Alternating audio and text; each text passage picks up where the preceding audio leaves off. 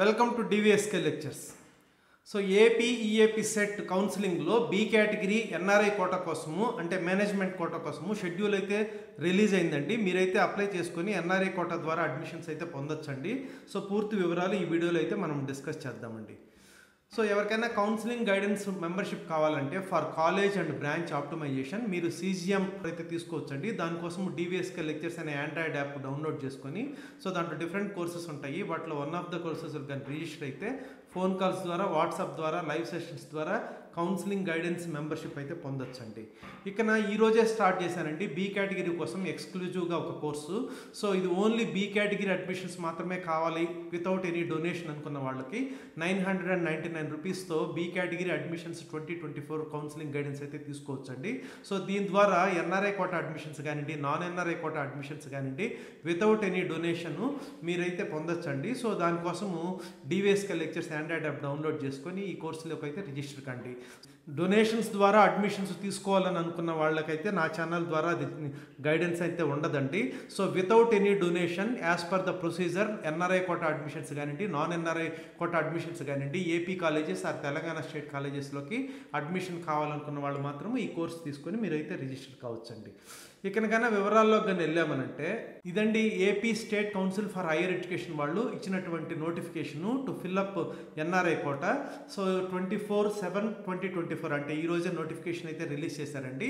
So ఈ notification ప్రకారము all engineering కాలేజెస్కి సర్క్యులర్ అయితే రిలీజ్ అయిందండి. So they have to release individual notifications to fill up NRI quota. అంటే ప్రతి కాలేజీ కూడా ఎన్ఆర్ఐ కోటా ఫిల్ చేసుకోవడానికి ఇండివిజువల్ నోటిఫికేషన్స్ అయితే రిలీజ్ చేసుకోవాలండి. సో తర్వాత దానికి ఎలిజిబిలిటీ ఏంటి అని అంటే 50% మార్క్స్ ఉండాలండి. ఓవరాల్ ఇంటర్మీడియట్ మార్క్స్ కానివ్వండి, లేకపోతే గ్రూప్స్లో కానివ్వండి, లేకపోతే CGPA కానీ ఇచ్చిండి ఉంటే 5 ఉంటే సరిపోతుందండి. సో దీని ప్రొసీజర్ ప్రకారం ఫస్ట్ ఎన్ఆర్ఐస్కి అయితే ఇస్తారండి.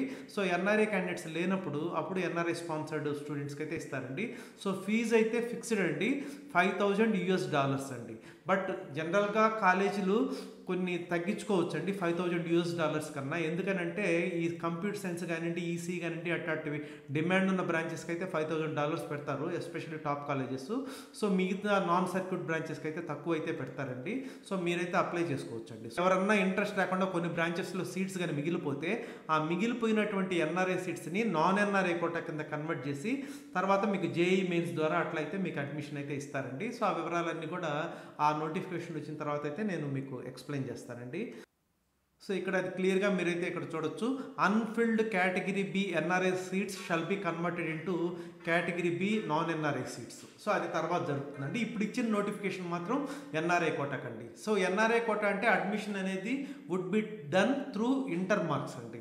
సో ఇంటర్ మార్క్స్ ద్వారా జరుగుతుంది. సో ఇక ఇండివిజువల్గా కాలేజెస్కి మీరైతే అప్లై చేసుకోవాల్సి ఉంటుందండి. సో ఒక్కొక్క కాలేజీకి నోటిఫికేషన్ విడిగా ఇస్తారు, వాటికి విడిగా అయితే అప్లై చేసుకోవాలి. సో ఆ నోటిఫికేషన్ యొక్క షెడ్యూల్ ప్రకారము ఈ డేట్స్ అయితే మీరు ఇక్కడ గమనించవచ్చండి. So last date to receive applications 27th July 2024. So NRI quota ద్వారా బి కేటగిరీ అడ్మిషన్స్ ఏపీ కాలేజెస్లో పొందాలనుకునే వాళ్ళు 27th July 2024 లోపల అప్లై చేయాలండి.